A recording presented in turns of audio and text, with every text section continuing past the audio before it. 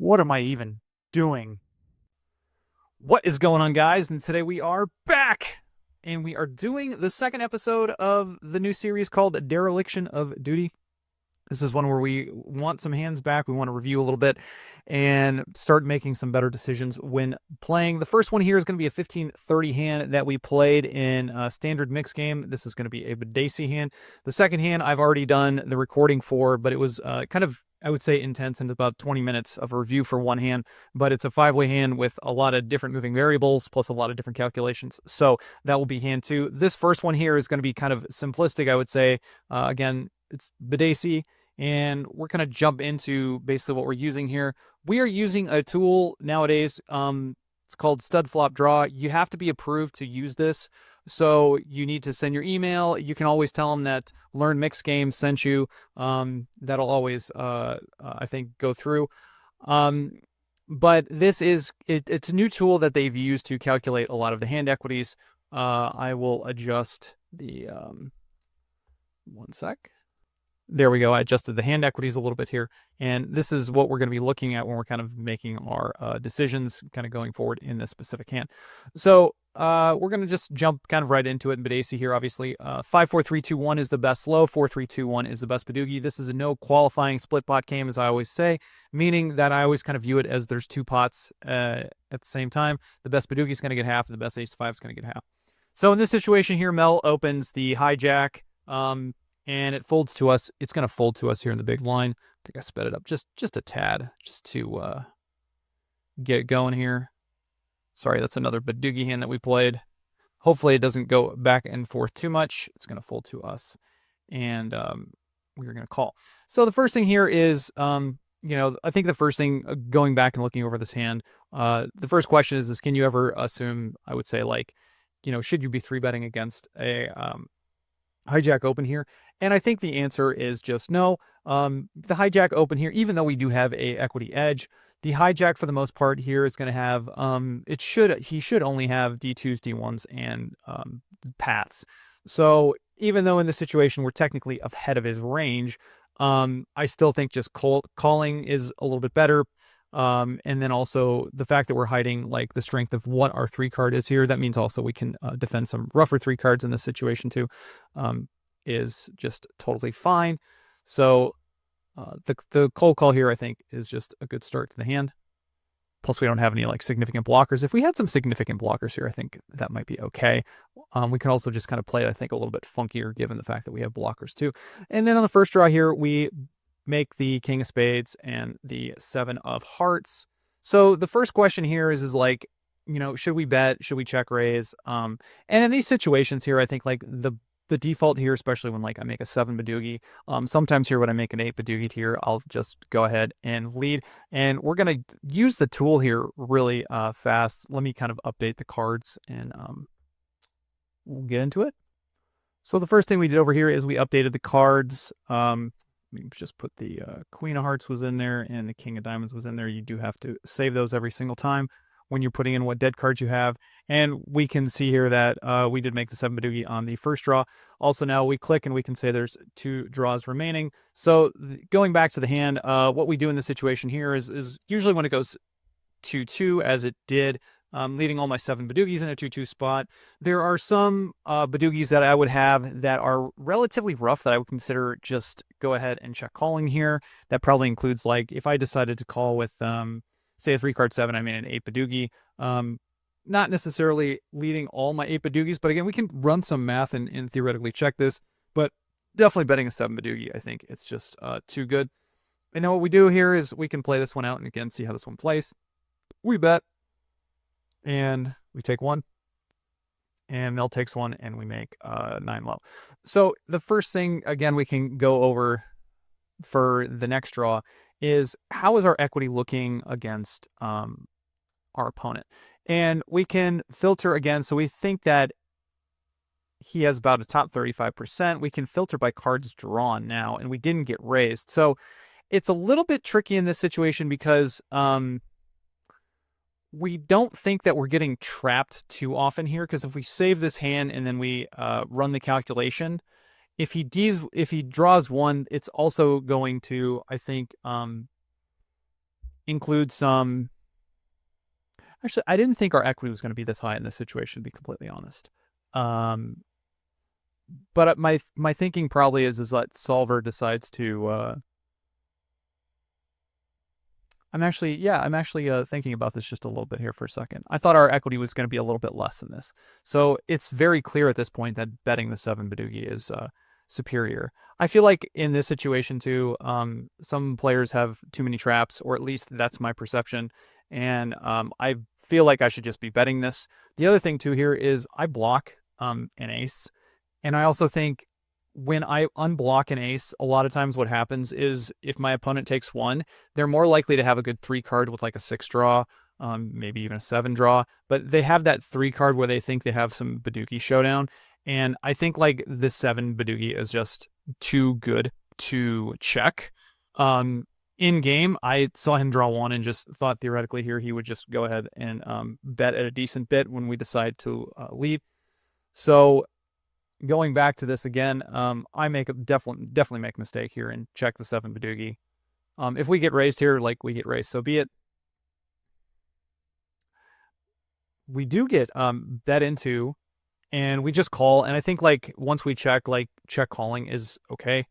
And the thing here is now when he bets, if he had checked behind, I think keeping the 9 here makes a little bit of sense.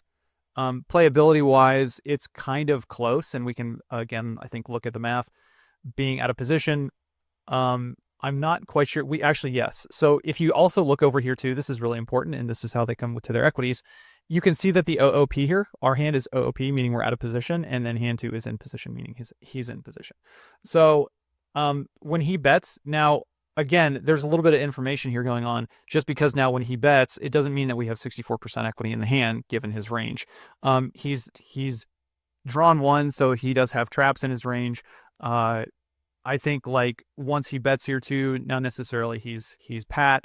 So I think we could have had a more interesting situation here had he had checked back. We would have theoretically, I think, probably kept the 9 out of position. We'd probably have a little more equity there against a D1 who raised in the hijack.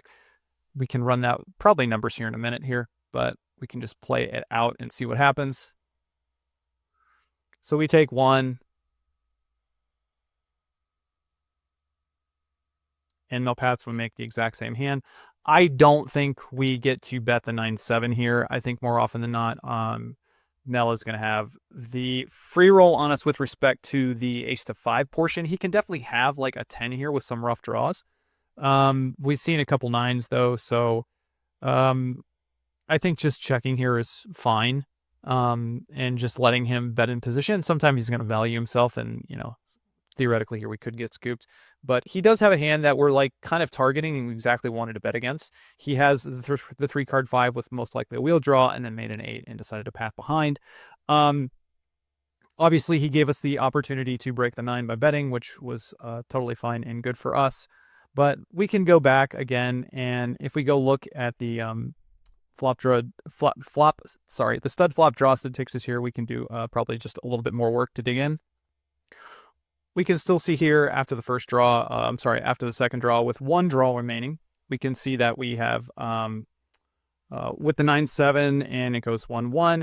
We still are an equity favorite out of position here with a 7 Badoogie, given the way this hand has played. Again, I think the solver though basically the equity calculator in this situation has basically like played his hand a little bit more optimal, meaning like he probably has raised a couple more Badoogies, or he's not trapping as much as maybe some players do in real life. So I think this is probably like a good relative representation of what we have in this situation. We still are the equity favorite. I again elected to check, and then once our opponent bet, we can go back over here, say 1 draw left, excuse me, and then he has 0 remaining. And once we can remove this one, because I believe we catch the 9 of diamonds on the river. So we catch the 9 of diamonds on the river, and I'll run that one in a second, but there's technically an extra dead card that I wanted to throw in there as well. And that was the 9 of hearts. Okay, and we're gonna run this one. I didn't save it. Again, you got one thing about using flop stud draw is you have to save it every single time. So save the dead cards. Now this is our hand on the river. There's 0 draws left. And I thought you could get with the 0 draw, but I guess that doesn't make a lot of sense. But kind of interesting because I actually thought you could. Maybe I'm doing something wrong. He's pat with 1 draw remaining, and our hand. If we just go down here, we can look specifically, I guess, at the if we fix this one again. We gotta take the dead cards out though. And give ourselves the 9 of hearts.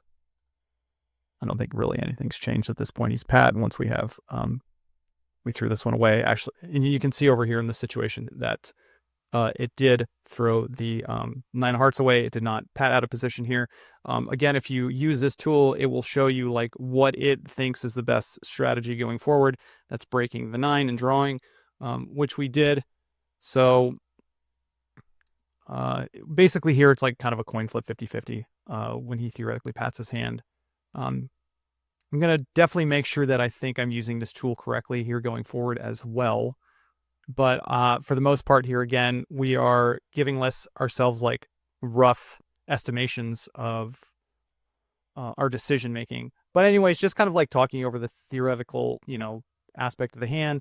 We call pre-flop, draw 2 out of position with a 3-card 5. We're a slight equity favorite here, but 3-betting without the blockers, I think, is just a cold call. And the first draw, we make a 7. We go ahead and bet, we get called. And then at a 1-1 spot, like, there's really nothing to do. You're just supposed to, I think, bet with a 7 badoogie. If you get raised, you're just drawing 1 again, you're breaking the 9. And then once you get to the river, if your opponent's pat, you just check call with your 7. And we can see, again, just running through this hand. Not much to really discuss afterwards. Our equity here both ways was right around like 50-50. And again, as played, I also think too, our equity is probably just a little bit higher given the fact that we didn't get raised in the first draw. And we were protecting against the raise, but realistically, we should still be value betting the 7 badoogie. All right. So that was the badacey hand, and that was kind of the intro to the stud flop draw tool.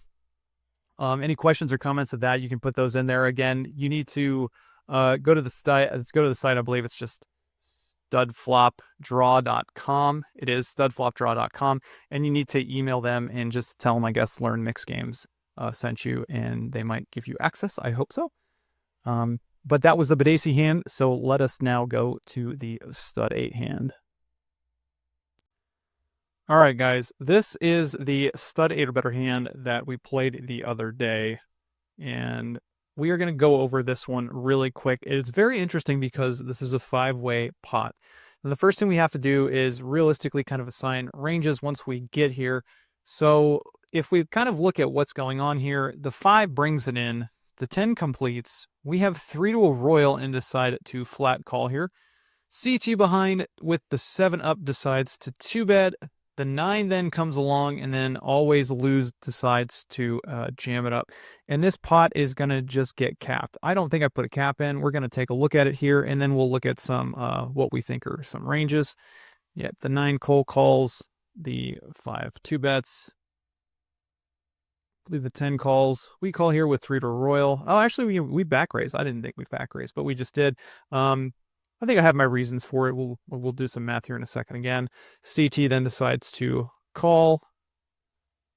The 9 calls and Always Lose, back caps, and it goes around. So we're going to pause it there. Realistically, we're just going to move right actually over into pro poker tools.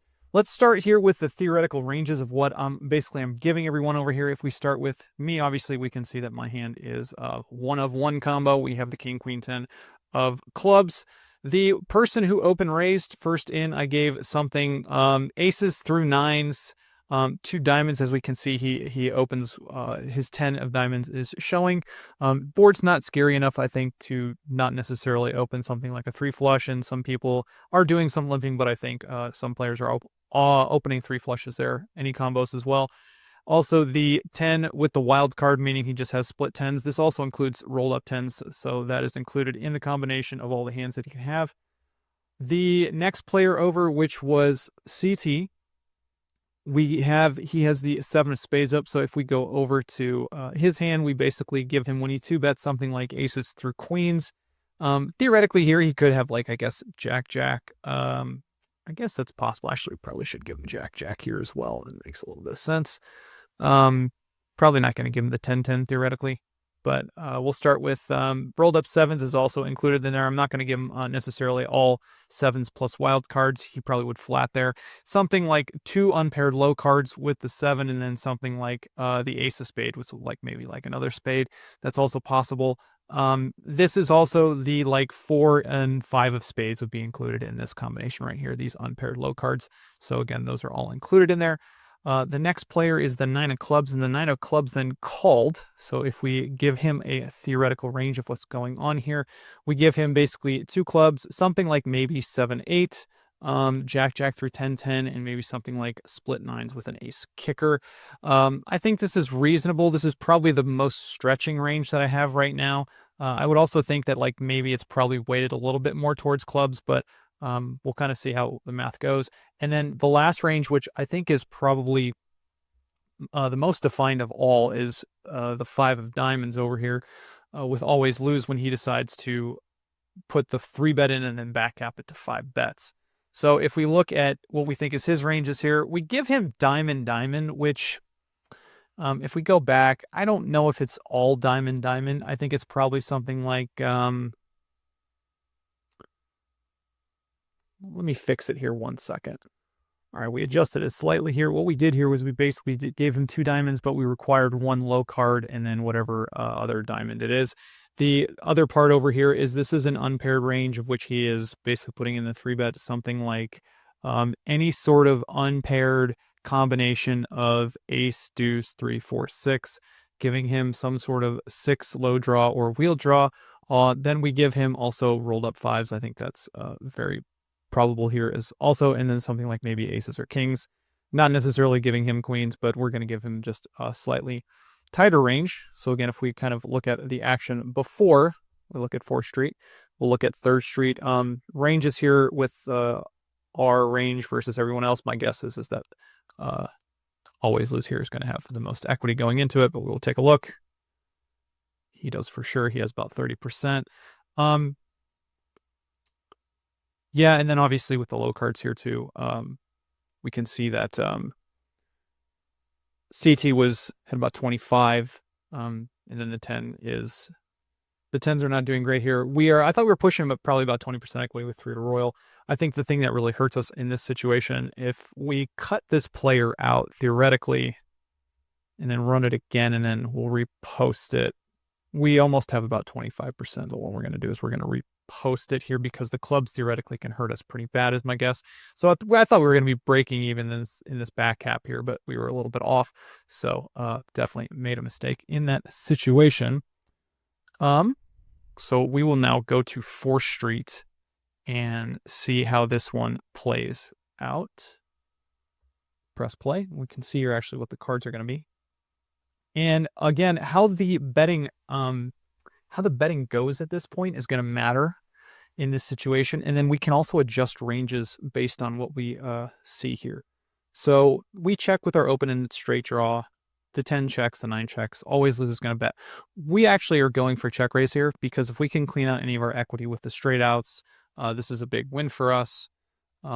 So we can see the 10 calls. Nothing in my mind has really changed at this point. With respect to the ranges, I feel like the pot's just kind of relatively big. Always lose at this point now puts the other bet in. And I still think relatively, like, more often than not here, he's going to have some sort of low draw. There are 2 dead diamonds here, so it matters a little bit. but also too, I think that it's most likely he's unpaired at this point. I don't know if he's necessarily like, saying like he has like ace three in the hole and then he hits a three and then he decides to jam. Um, that's possible, actually. We could theoretically, I guess, look at the equities. All right, so now we've updated the cards basically to reflect what we think is going on. Not too much of a change here. I think what I'm going to do in this situation is we're going to run it and maybe just play a little around with the range here for always lose. So we can see in this situation, again, if we are pushing 25% equity, not to mention we got CT to fold, which is a big bonus for us, as we can see over here. He mucked on 4th Street. We can see that we are pushing a little bit more than 25%. I thought it was right around here. It's kind of like one of these situations where, well, if I get someone to fold, kind of realistically, how bad can it be? So the first thing here is we can see, again, the ranges for kind of what's going on. Again, I think this range is a little bit wide, but it still gives us kind of a general sense. I also think, too, that this range is probably actually still relatively close to correct. But let's do two things here. The first one is I want to just look directly at this range, because this is what I thought was going on with always lose. The one thing I want to do now in this situation is this assumes that he could have theoretically paired the 3, because this combination right here basically gives you every combo of unpaired low cards, aces through 6. So with no 5 in it, because I didn't want him to give him a pair of 5s. It is also possible, though, for what it's worth, that, maybe he's got 5-5 ace. I think that also can make a little bit of sense, too, just kind of given like what the up cards were. But at this point, we're just going to remove the 3. This is what we're going to do. We're going to remove the 3. And basically, at this point, he has no combination of pairs. And over here, he basically has like some sort of 6 draw. He could also have like some combos, of like, I would say a 7 in there. So, 3, 4, 5, 6, or like 4, 6, 7. That makes it's possible as well. I just don't think it's as prevalent. So again, if we narrow that down a little bit, I mean, he's almost got 50% equity. We're still pushing about 25%. So again, like this jam is kind of like, I thought I would have a little bit more if I got CT to fold and we were still heads up with an open ender in this situation. But that's not the case. So it's like somewhat neutral. It really just depends on like what you think theoretically the ranges are. Obviously, this player over here is doing very well, but we're fighting over a lot of dead money at this point. So next street we can see as 5th Street hits, Tony hits open queens, we make a straight, and given the fact that there is 2 10s dead, 1 queen dead, this is almost never a full house. This is probably something right along the lines of 2 pair. So we have the effective nuts at this point. CC hasn't really put in any action at this point, I would say, either. So his hand is probably, more like 1 pair, maybe some sort of like club with low draw. It's something along those lines. And, again, like this hand's going to be having a hard time continuing. And then always lose over here, most likely still has some sort of low draw and or flush draw. So what we're going to do here is I'm going to update Pro Poker Tools and we will go from there. So 1 second. All right, so now we've updated the ranges and we're going to look at the equities. And we can see at this point now, we've become almost a 50% equity favorite in this situation here. Again, kind of looking at our opponent's range, even though he has open queens, given the dead cards, we're just absolutely crushing him at this point. Also, given the action, I think it's just quite clear, like, obviously at this point he doesn't have rolled up 10s, most likely not queens and 10s either, so this is usually just some sort of like 2-pair hand. And then this hand is obviously going to be pretty weak over here as well. The only thing that's realistically go for him is like possibly at this point he has 2 low cards in the hole with like 2 clubs, 7, 8. That makes a little bit of sense. We will again go and kind of see how this goes. This is a dream scenario actually for us when the queens lead, because again, we think like Tony here almost has like no full houses. It's just so unlikely given the fact that both 10s are dead and one of the queens is dead. So is there any combo of full house? I guess he can't have any full combo of this house right now, considering that yeah, both 10s are dead and one of the queens is dead. So he could theoretically have trips in here, but it's so unlikely that he even fills up at this point, so it wouldn't even matter. So it's a dream because once he bets, we get to raise, and this is just a clear raise. And then CC decides to cold call. So again, I think at this point, like this range is now geared to 2 low cards. I don't think he's rolled up. I don't think he's got 2 pair. I think that's unlikely given the fact that open queens is betting, queen jack 9 is 2 betting. Now this is really quite interesting when Always Lose decides to 3-bet. My guess is now our assumption with respect to his specific hand. I think that his hand is no longer aces. King is still a possibility. So if we go over really quick and just kind of update his hand, let's update both hands actually. So I think the ace 9 is gone, the jack 10 is gone, something like 7-8 could be there. 2 clubs, but they would have to be low cards, so I'm going to update that as well. Give me 1 second. All right, and now we've updated it. Obviously, we can see that we have a straight up here. We have still, I think, given this range to the player with 10s, I don't think he necessarily has diamond anymore. Just kind of looking at this board, it's just so unlikely. So we're going to remove the diamond. I will do that. I think aces and 9s is still a possibility, and then split 10s is also still a possibility. And then over on against CC's range, if we narrow it down just a little bit, he most likely has some sort of low draw here. I don't think 9-9 is possible at this point, just given the fact, again, he has not put in really any action. He's just been calling. Again, it is possible, but we did just catch a 9-2, and I don't think there's another 9 exposed. No, there is not. So there's one combo, but I think it's just so unlikely. So at this point, I gave him 2 clubs. It must require that they are low cards. 1 second. Because the one thing I have to do here is I have to make sure that they are not a 4 and a 3 of clubs. Okay, we updated it, and also if anyone knows an easier way to write this into X, this is better.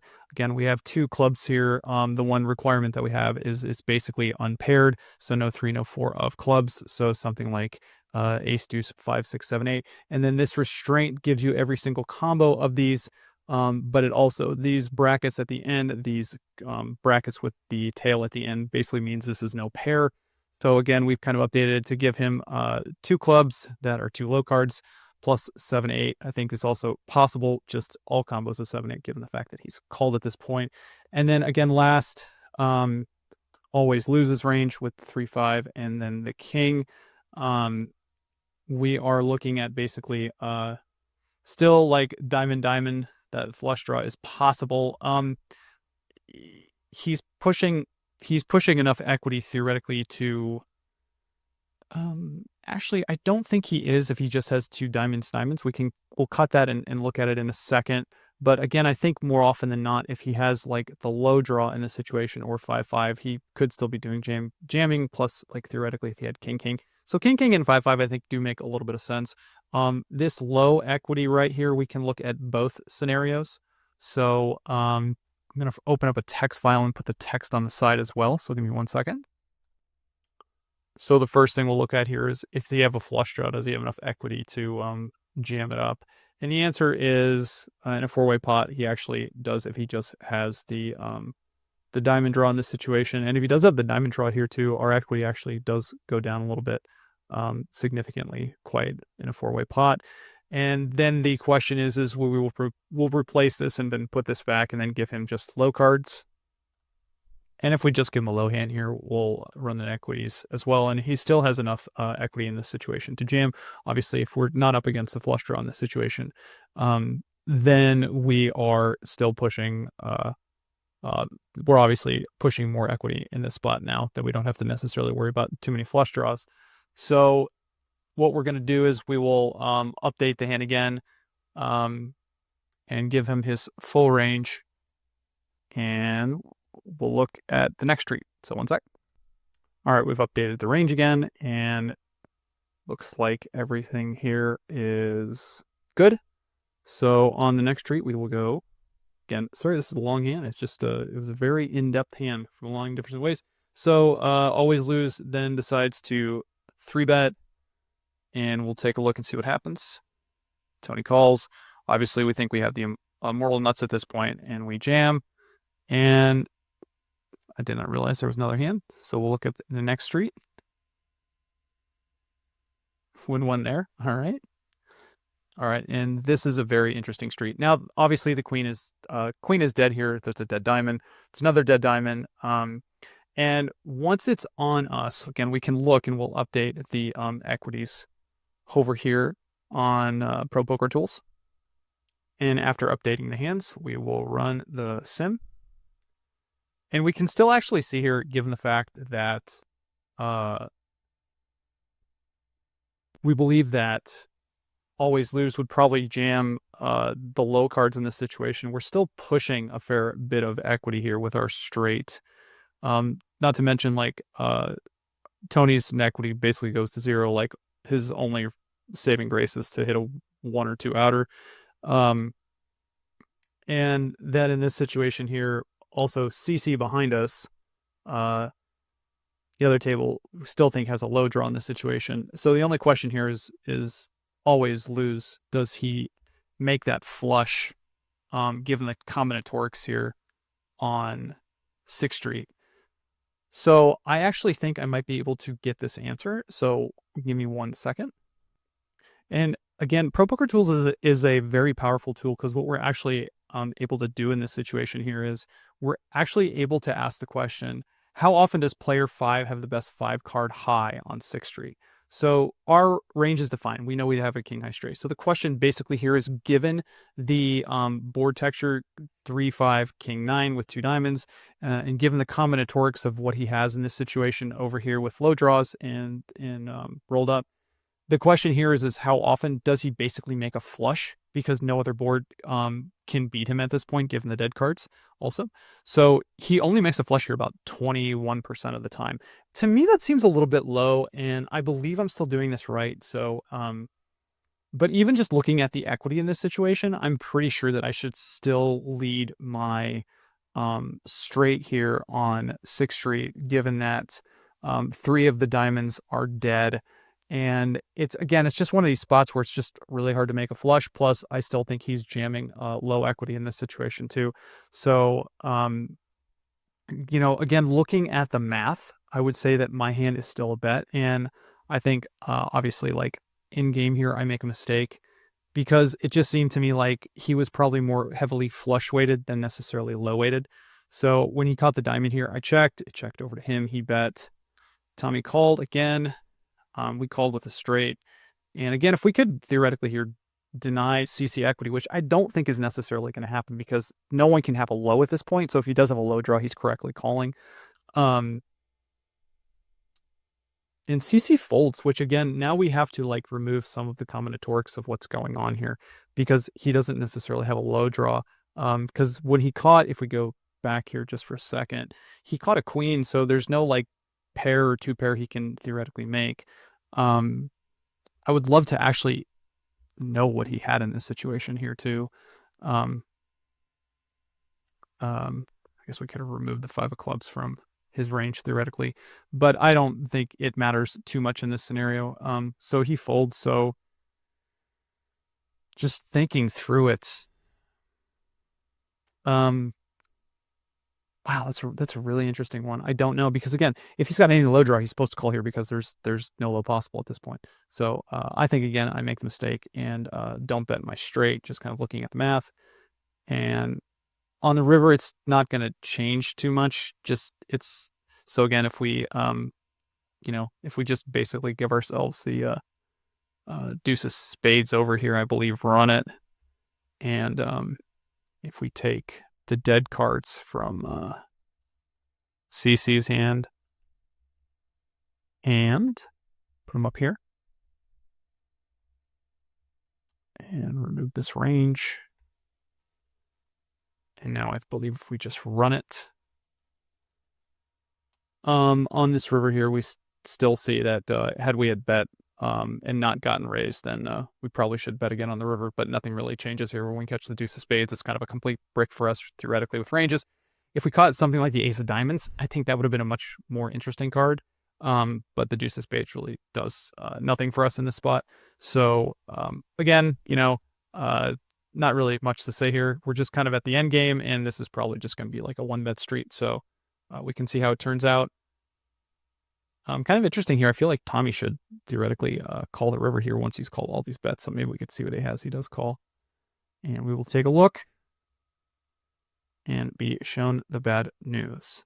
And again, it's kind of a really crazy hand. So we do see that Always Lose had the king of diamonds in the hole, or he theoretically, I guess, could have had king. Both of those hands were in the range that we gave him, but it doesn't really matter too much. I guess what happens theoretically, we don't know if he made the diamond or if we don't know if he made the flush on the river, because again, it's just like these cards are, they're, what do you call it, shuffled at the end, so the exact hand is not correct. Ironically here, Tommy actually had outs to beat us, which I didn't necessarily think, given the way that this hand played out. So my range was slightly off on him because I did not think he had a gut shot, kind of given the way this hand played out. But yeah, I think Always Lose here could have probably most likely had like some sort of two kings in the hole. I think that makes some sense. And, just river to flush. But, so be it. We played it okay. We did miss a bet, I believe, on 6th Street, just kind of, again, looking at the math of what pro poker tools kind of told us, given the range there. But yeah, another long analysis. And any questions or feedbacks, or if you guys know of any syntax that makes looking at some of these hands a little bit easier here, feel free to reach out. If you think I made a range error, let me know. I can maybe put it in the notes and do something like this again. But yeah, just kind of looking at the start, I thought I might have had a little bit more equity, starting with like the king, queen, 10, like royal draw there. And on 4th Street also, when I was open-ended against kind of those combos, I thought I was pushing a little bit more equity, but maybe not in that scenario. So anyways, as always, guys, feedback is much appreciated. Yeah, and as always, until next time, I will talk to you guys soon. Good luck at the tables. Play well. I hope you guys like this format a lot. Again, please give me some feedback. Bye-bye.